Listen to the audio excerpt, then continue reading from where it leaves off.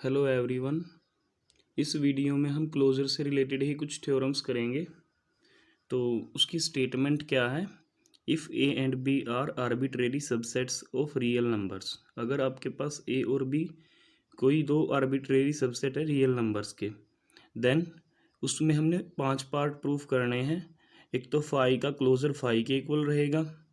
Second part है A is subset of B. अगर A B का सबसेट है तो ए का क्लोजर बी के क्लोजर का सबसेट होगा। थर्ड पार्ट है ए यूनियन बी का क्लोजर किसके इक्वल होगा? A closure union B closure के इक्वल। और फोर्थ पार्ट है ए इंटरसेक्शन बी का क्लोजर किसके इक्वल हो, किसमें कंटेंट होगा? A closure intersection B closure में। यहाँ पे कंटेनमेंट होती है, ये इसके इक्वल नहीं होता। उसको एक पर्टिकुलर एग्जांपल देके भी हम प्रूफ करेंगे कि ये इक्वल नहीं होता। और फिफ्थ पार्ट है ए क्लोजर का क्लोजर किसके इक्वल होता है? ए क्लोजर के ही इक्वल होता है। तो चलिए इनको बारी बारी से प्रूफ करते हैं। तो हम सबसे पहले फर्स्ट पार्ट प्रूफ करेंगे। फर्स्ट पार्ट में हमें क्या प्रूफ करना है? Phi closure is equals to phi. Phi का क्लोजर किसके इक्वल होता है? फाई के इक्वल होता है। ठीक है, तो as we know phi closure किसके इक्वल होगा? Phi union derived set of phi. हम सभी को पता है कि अगर हमें किसी भी सेट का क्लोजर निकालना है, अगर कोई सेट ए है तो ए क्लोजर किसके इक्वल होगा? A union derived set of A. ठीक है, तो फाई का क्लोजर किसके इक्वल होगा? Phi union derived set of phi. तो फाई यूनियन फाई का डिराइव्ड सेट। अब डिराइव्ड सेट में कौन से एलिमेंट होते हैं? डिराइव्ड सेट में उस सेट के लिमिट पॉइंट्स होते हैं। ठीक है, तो फाई के लिमिट पॉइंट्स कौन होते हैं? एम्प्टी सेट का कोई लिमिट पॉइंट नहीं होता। तो फाई के लिमिट पॉइंट्स का जो सेट बनाएंगे वो एम्प्टी ही रहेगा। तो फाई यूनियन फाई किसके इक्वल होगा? फाई के इक्वल होगा। तो आप क्या बोलोगे वहाँ से? दस फाई का क्लोजर किसके इक्वल हो गया? फाई के इक्वल हो गया। ठीक है, अब इसका सेकंड पार्ट है, उसमें हमने क्या लेके चलना है? A is contained in B. ठीक है, तो हमने लेट कर लिया ए कंटेंड है बी के अंदर, और दिखाना क्या है? ए का क्लोजर कंटेंट है बी के क्लोजर के अंदर। ठीक है, तो इसको हम कैसे प्रूफ करेंगे?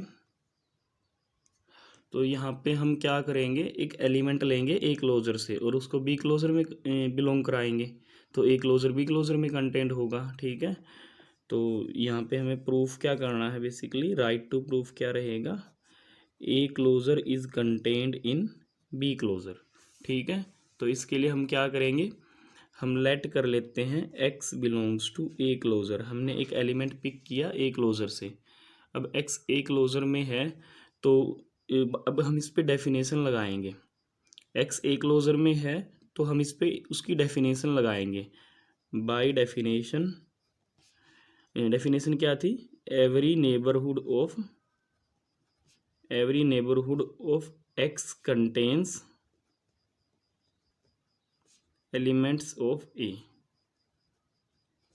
ठीक है, यही होती है उसकी डेफिनेशन कि कोई एलिमेंट अगर क्लोजर में जाता है तो वो अडरेंट पॉइंट होता है, और अडरेंट पॉइंट होगा तो क्या होगा? उसकी हर नेबरहुड में उस सेट के एलिमेंट्स होंगे। ठीक है, that is for given epsilon greater than zero.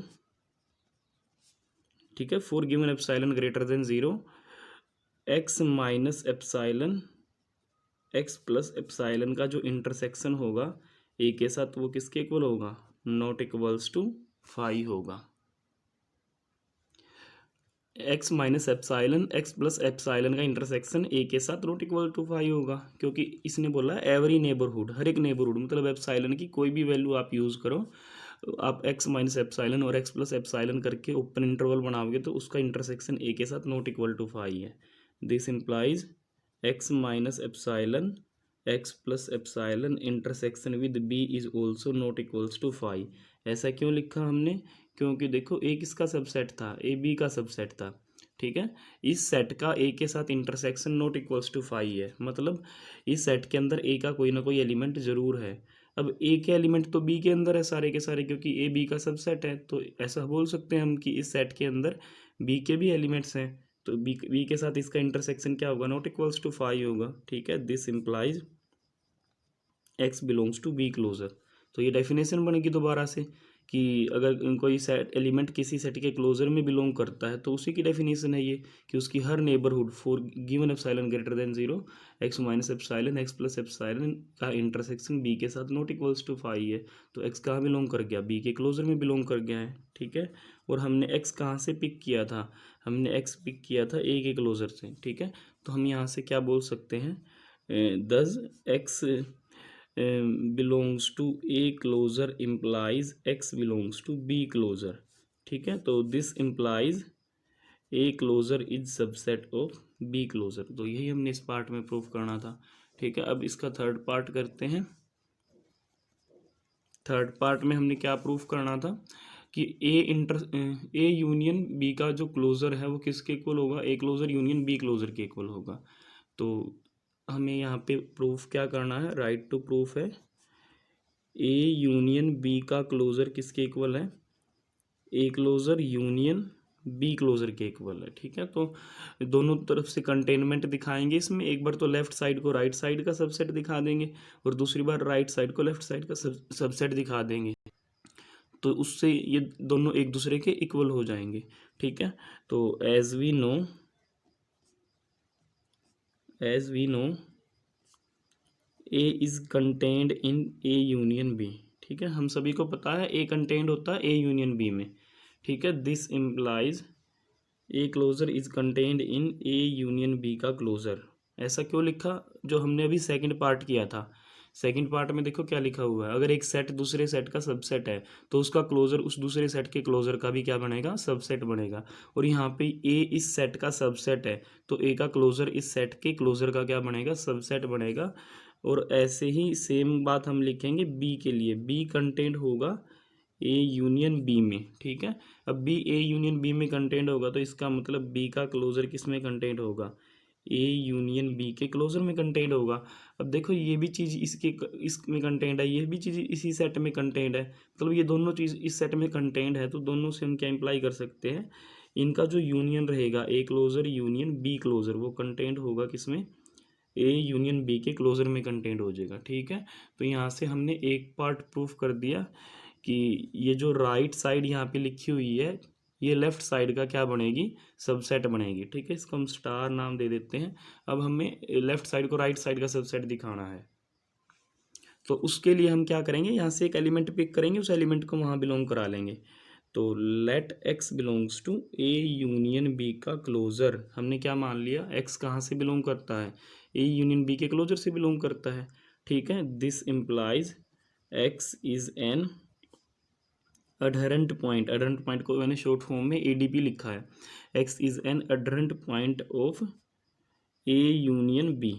ठीक है, तो एक्स ए यूनियन बी का क्या बनेगा, अडहरेंट पॉइंट बनेगा। ठीक है, तो दिस इम्प्लाई, अब एक्स ए यूनियन बी का अडहरेंट पॉइंट है, इसका मतलब x is an adherent point of, या तो ए का बनेगा या फिर बी का बनेगा। ठीक है ना, कि अब यूनियन का अडहरेंट पॉइंट है तो इसका मतलब या तो इस वाले सेट का बनेगा या फिर उस वाले सेट का बनेगा। अब अगर एक्स ए का अडहरेंट पॉइंट है तो एक्स कहाँ जाएगा, एक्स ए के क्लोजर में जाएगा। ठीक है, अब अगर एक्स ए का अडहरेंट पॉइंट है तो एक्स कहाँ बिलोंग करेगा, एक्स ए के क्लोजर में बिलोंग करेगा। और अगर एक्स बी का अडहरेंट पॉइंट है तो एक्स कहाँ बिलोंग करेगा, एक्स बी के क्लोजर में बिलोंग करेगा। ठीक है, अब या तो एक्स ए के क्लोजर में या फिर एक्स बी के क्लोजर में, तो इससे हम क्या इम्प्लाई कर सकते हैं, एक्स बिलोंग करेगा ए क्लोजर और बी क्लोजर की यूनियन में, क्योंकि जो चीज़ या इसमें हो या उसमें हो, इन दो सेट में से किसी एक सेट में है तो वो यूनियन में तो गारंटेड होगी, क्योंकि यूनियन में तो दोनों सेट के एलिमेंट होते हैं। तो एक्स कहाँ बिलोंग करा दिया हमने, एक्स बिलोंग करा दिया A closure union B closure में, इसको हमने नाम दे दिया डबल स्टार। तो फिर आप क्या बोल सकते हो, from star and double star, इन दोनों इक्वेशन से आप क्या इम्प्लाई कर सकते हो, ए यूनियन बी का जो क्लोजर होगा वो किसके इक्वल होगा, A closure union B closure के इक्वल होगा। अब इसका फोर्थ पार्ट करते हैं, उसमें क्या प्रूफ करना है, उसमें हमें प्रूफ करना है ए इंटरसेक्शन बी का जो क्लोजर रहेगा वो सबसेट बनेगा किसका, A closure intersection B closure का। तो इसके लिए हम क्या करेंगे, as we know A intersection B is contained in A. हम सभी को पता है कि जो इंटरसेक्शन जो होता है वो हर दोनों सेट में कंटेन्ड होता है। अगर दो सेट्स का हम इंटरसेक्शन करें तो जो सेट आएगा वो दोनों सेट्स का सबसेट होगा। तो A intersection B is subset of A and A intersection B is subset of B. ठीक है, ये दोनों का सबसेट है। अब यहाँ से देखो हम क्या लिख सकते हैं, अगर ये इसका सबसेट है तो इससे क्या इम्प्लाई करेंगे, ए इंटरसेक्शन बी का जो क्लोज़र है वो सबसेट रहेगा ए क्लोज़र का। ठीक है, और यहाँ से क्या इम्प्लाई कर सकते हैं, ए इंटरसेक्शन बी का जो क्लोज़र है वो सबसेट होगा किसका, बी क्लोज़र का। ऐसा क्यों लिखा, क्योंकि हमने ऊपर सेकंड पार्ट में प्रूफ करा था अगर एक सेट दूसरे सेट का सबसेट है तो उस सेट का क्लोज़र दूसरे सेट के क्लोज़र का सबसेट रहेगा।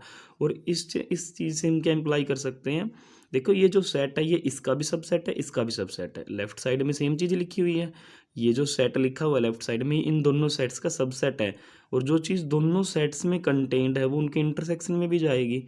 तो ए इंटरसेक्शन बी का जो क्लोज़र लिखा हुआ है लेफ्ट साइड में वो कंटेंड होगा किसमें, ए क्लोज़र इंटरसेक्शन बी क्लोज़र में। और यही हमने प्रूफ करना था इसमें कि इंटरसेक्शन का जो क्लोज़र होता है वो किसके अंदर कंटेंड होता है, दोनों सेट्स के अंदर कंटेंड होता है।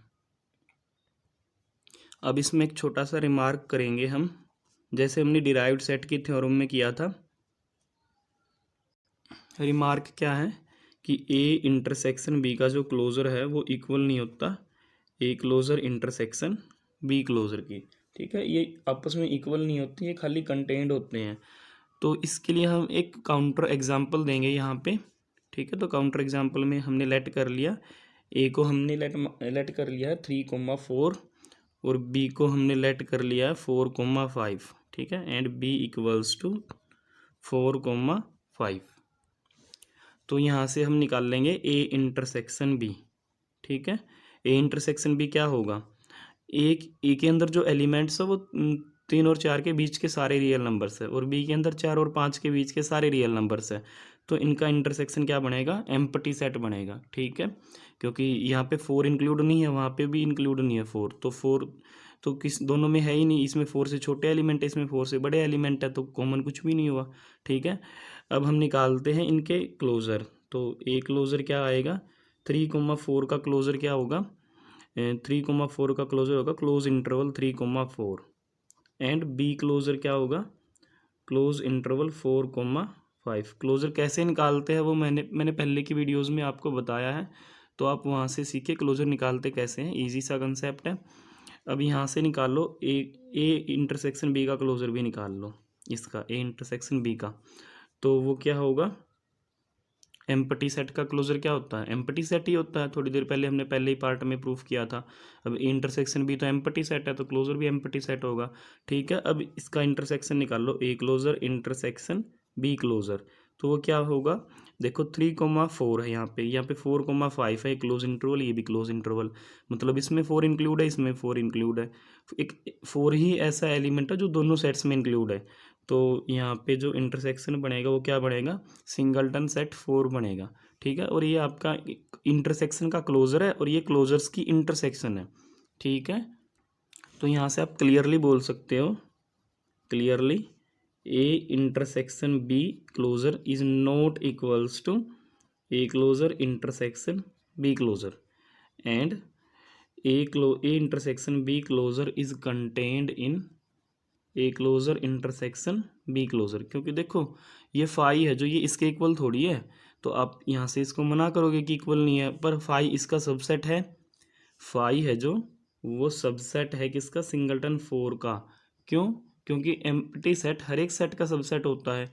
ठीक है, तो यहाँ से हम बोल सकते हैं कि इंटरसेक्शन की जो क्लोज़र होती है वो इक्वल नहीं होती, ज़रूरी नहीं कि वो इक्वल होगी हर बार क्लोज़र्स की इंटरसेक्शन की। तो चलिए इसका फिफ्थ पार्ट प्रूफ करते हैं। फिफ्थ पार्ट में हमें क्या प्रूफ करना है कि ए क्लोज़र का क्लोज़र किसके इक्वल है, ए क्लोज़र के ही इक्वल है। ठीक है, तो यहाँ पे क्या प्रूफ करना है, ए क्लोज़र का जो क्लोज़र है वो किसके इक्वल है, ए क्लोज़र के ही इक्वल है। तो इसके लिए हम इसको एक बार तो लेफ़्ट साइड को राइट साइड में कंटेन करा देंगे, एक बार राइट साइड को लेफ़्ट साइड में कंटेन कराएंगे। ठीक है, तो सबसे पहले हम कंसीडर करेंगे ए क्लोज़र को। ठीक है, तो as we know A closure is a closed set. हम सभी को पता है कि ए क्लोजर कैसा सेट होता है, क्लोज्ड सेट होता है, ठीक है। A closure is a closed set. और हम सबको ये भी पता है कि जब सेट क्लोज्ड होता है तो वो उस सेट का जो डिराइव्ड सेट होता है वो उसी सेट का सबसेट होता है, क्योंकि हमने एक थ्योरम करी है कि A set is closed if and only if it contains all its limit points, ठीक है, ठीक है। As we know A closure is closed set, so यहाँ से हम क्या इम्प्लाई कर सकते हैं, ए क्लोजर का जो डिराइव्ड सेट होगा वो किसके अंदर कंटेंट होगा, इसी के ए क्लोजर के अंदर कंटेंट होगा, क्योंकि हमने थ्योरम करी थी किसी भी अगर कोई सेट क्लोज्ड है, यहाँ पे क्लोज्ड सेट कौन है, ए क्लोजर है, तो अगर कोई सेट क्लोज्ड है तो उसका जो डिराइव्ड सेट होगा वो उसी सेट के अंदर कंटेंट होगा, ठीक है। और एक चीज़ हम लिख सकते हैं कि भाई ए क्लोजर है जो वो अपने आप का सबसेट होगा, क्योंकि हर सेट अपने आप का सबसेट होता है, तो ए क्लोजर भी ए क्लोजर का क्या रहेगा, सबसेट रहेगा। अब इनकी यूनियन कर लो, लेफ्ट साइड को लेफ्ट साइड में, राइट साइड को राइट साइड में, तो हमें क्या मिलेगा, A closure union A closure का डिराइव्ड सेट, और कंटेंट हो जाएगा किसमें, ए क्लोजर में, ठीक है। This implies A closure union derived set of A closure. इससे हम क्या लिख सकते हैं, ए क्लोजर का क्लोजर डेफिनेशन बन गई है तो क्लोजर की, it is contained in A closure, ठीक है। अब हम राइट साइड को लेफ्ट साइड में कंटेन कराएंगे। राइट साइड को लेफ्ट साइड में कंटेन कराना तो बहुत ईजी है, क्यों, क्योंकि हमें पता है as we know closure of a set is superset of that set, closure of a set is superset of that set, superset of that set. अगर आपके पास कोई भी सेट है उसका जो क्लोजर होता है वो उस सेट का सुपर सेट होता है, ठीक है। तो जो ए क्लोजर का क्लोजर है ये सुपर सेट बनेगा किसका, ए क्लोजर का, ठीक है। तो देखो यहाँ इन दोनों से हम क्या इम्प्लाई कर सकते हैं, यहाँ तो हमने क्या दिखा दिया, ए क्लोजर का क्लोजर सबसेट है ए क्लोजर का, यहाँ पे क्या दिखा दिया, ए क्लोजर का क्लोजर सुपर सेट है ए क्लोजर का। दस ए क्लोजर का जो क्लोजर रहेगा वो किसके इक्वल होगा, वो ए क्लोजर के इक्वल होगा।